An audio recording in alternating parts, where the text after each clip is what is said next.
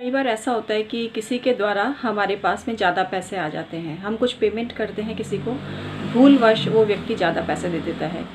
कई बार जानबूझकर भी देता है, उसके पास चेंज नहीं होते तो वो ये कहता है कि आप बाद में दे देना। ऐसा होता है ना अक्सर।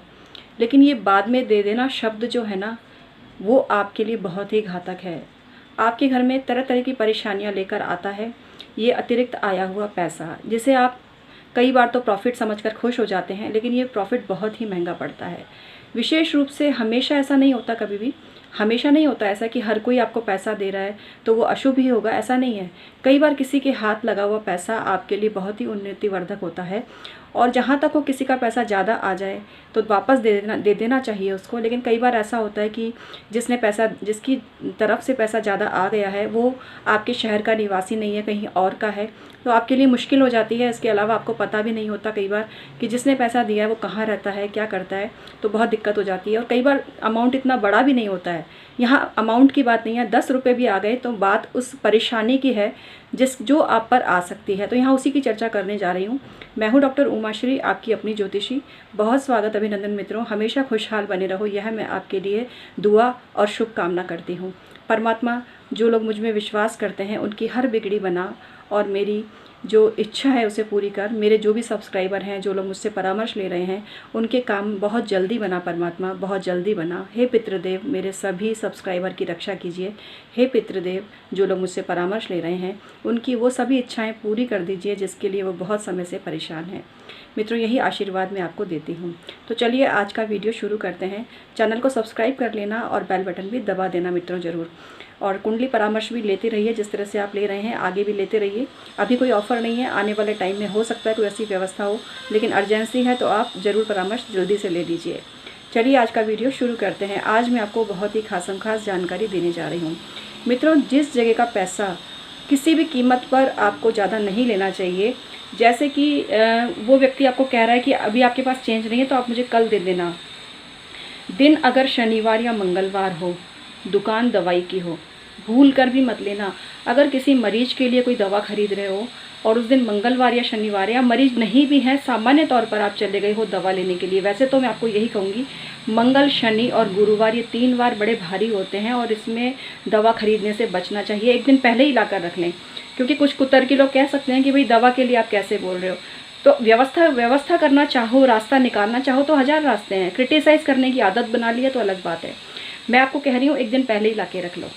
सोमवार को ले आओ, बुधवार को ले आओ, या फिर शुक्रवार को ले आओ। लेकिन अगर आपको लगता है भाई हमें तो उसी दिन लाना है तो आप लेकर आइएगा। मैं आपको कभी नहीं रोकती हूँ, आपको जो सही लगता है करिए, क्योंकि दवाई ज़रूरी है तो लानी ज़रूरी है। मैं जानती हूँ लानी ज़रूरी है, इसलिए मैं ऐसी स्थिति में जबकि कोई भयानक रोग है, बहुत बड़ी परेशानी है, तो मेरी बात को आप भूल कर भी मत मानना। ये सोचना कि मैंने कुछ आपको बताया ही नहीं है, क्योंकि यहाँ जो मैं बात कहती हूँ बहुत ही जनरल पर्पज़ के लिए बोलती हूँ, और उसकी बाल की खाल ना निकालें। तो मित्रों, मैं आपको बताती हूँ कि अगर दवाई की दुकान है और मंगलवार का दिन है, गुरुवार का दिन है, शनिवार का दिन है, और दुकान वाला कह रहा है कि पैसे बाद में दे देना, तो आप भूल कर भी ऐसा ना करें। घर आके वापस से पैसे लेकर जाएं और उसका पेमेंट पूरा कर लाएं।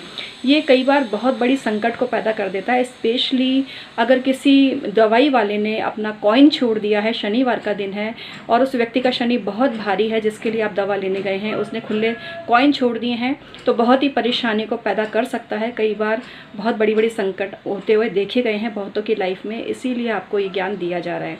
मित्रों, इसके अलावा कोई भी आपको पैसा देता है, वो अपना इलाज कराने के लिए बाहर से आया है, तो भी उसका पैसा अपने घर में आपको नहीं लेना चाहिए। वो पैसा भी फलता नहीं है। हमने देखा है बहुत कई गुना होकर वो बर्बादी देता है, क्योंकि वो व्यक्ति पहले से बहुत दुखी होते हैं, बहुत परेशान होते हैं और उनको धन की आवश्यकता भी होती है। तो ऐसे लोगों का पैसा भूल कर भी नहीं लेना चाहिए।